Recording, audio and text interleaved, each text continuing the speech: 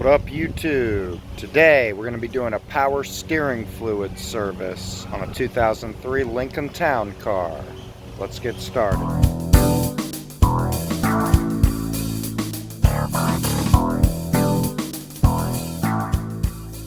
Alright, so the first thing I think I'm going to do to get better access to these lines at the reservoir is we're going to go ahead and take out the air box. Alright, now that the air box is removed, we've got much better access to our power steering lines.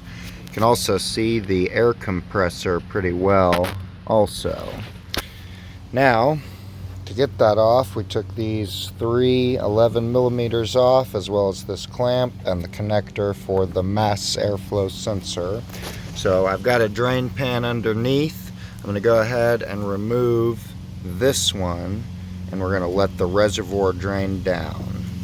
Alright, so I did make a slight mess down in here on the frame under the ABS unit, but I got most of that wiped up. So I went ahead and removed the line from the other side right here. It goes from the cooler up to the reservoir. It's a pretty short hose. It's just kind of hard to see, but my finger's touching it right now. Anyway, we got that removed. And now I'm going to attach a longer hose to the cooler down there into the bucket. And then we're going to block off the return on the reservoir. Okay, so we got a vacuum cap on the reservoir so it doesn't drain out while we're adding some. And then it's kind of hard to see, but this hose here is now connected to the cooler where it would return to the reservoir, and you can see it down there. That's the hose coming out. And then now we need to fill up the reservoir, and we're going to start the engine for a second. And we're going to continue to add new fluid to the reservoir until we see clear fluid, or good red fluid rather, coming out of the hose down there. Alright, so now we've got our reservoir filled back up.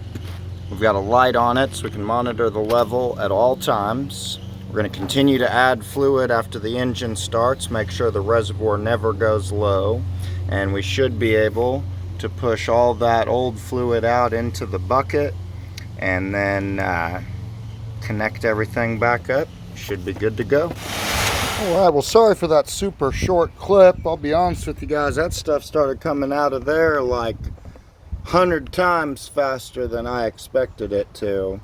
So I turned the camera off and had to start adding fluid immediately. But basically, if you didn't understand what I just did, we disconnected the return line from the power steering cooler down there, and that is where the fluid returns to the reservoir.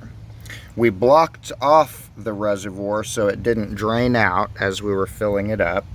And then we returned the fluid. Wow, it even says return. That's insane. That's awesome. Anyway, we returned the old fluid into a bucket while adding new fluid.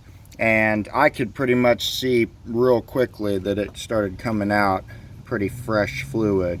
I only added like 3/4 of a quart before it started, needing, or before the dirty fluid stopped coming out. And I'm sure we're going to have to add some more. I've got it to the full level now, but basically we just circulated the fluid out of the system instead of back to the reservoir, while simultaneously filling the reservoir with fresh fluid. I just did it this way because it seemed a hell of a lot faster than doing that little turkey baster method. That way seems to take forever and you don't get as much of the dirty fluid out. You do, if you are not quick about it, risk getting some air in your system and potentially damaging the power steering pump if you do it this way. But if you act quickly like I did, then this should be the most efficient way, because you get it done pretty dang quick. I mean, I've only been messing with this for maybe 20 minutes and we're already pretty much done. So I got to put the air box back in. There may be a code for mass airflow sensor, but we can clear that out, no problem. And then I'm going to start the vehicle, turn the steering wheel a few times back and forth, Ideally, the level's going to drop a little because I already know there's nothing but air in that return line. And then we'll add some more fluid and it should be good to go. All right, so now we're going to go ahead and start it up. And before I do anything else, we're going to go ahead and check the level. Yeah, so it sucked down quite a bit right away. So now we're going to add some more.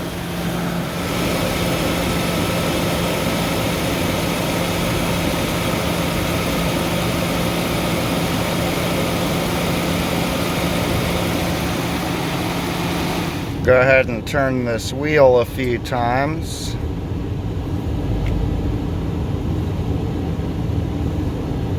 Not super fast either, you kind of just want to turn it normally, maybe even a little slow. That helps kind of work the fluid through the system and work the air out. And then once we've done this, maybe 5 to 10 times in either direction, we'll go ahead and check the fluid and add more if needed. Level's full. Now we want to take it for a road test. On your road test, ideally you want to go somewhere like this, where you can go kind of in a circle, where you're putting a constant pressure on the steering or the rack. You're using it. And I'd maybe go around a circle such as this a few times, at least a couple times in either direction. And then that way you should flow the fluid through the system pretty well. So I'm going to do this in the left-hand motion, and then I'll probably turn around and do it again to the right side. And then we'll go back and check. This vehicle actually has speed-sensitive power steering, so it may be a good idea to get it up to speed to engage the fluid through that pressure switch as well. And now our fluid level is right at the full mark. I did have to remove some using a straw, just to put your finger on the top and lift it up sort of thing, and maybe about 4, 5, 6 of those I got it down to the level that I wanted it to be at that top line there. You definitely want to make sure you do not overfill the reservoir on these, because that fluid can go up when the engine's revved up, I believe, because the pump is working. So make sure to keep it right at the full mark. That's going to be the end of the video for today, guys. Hope you all enjoyed. Just a quick video on how to flush the power steering fluid on your Lincoln Towncar or potentially other Panther platform vehicle.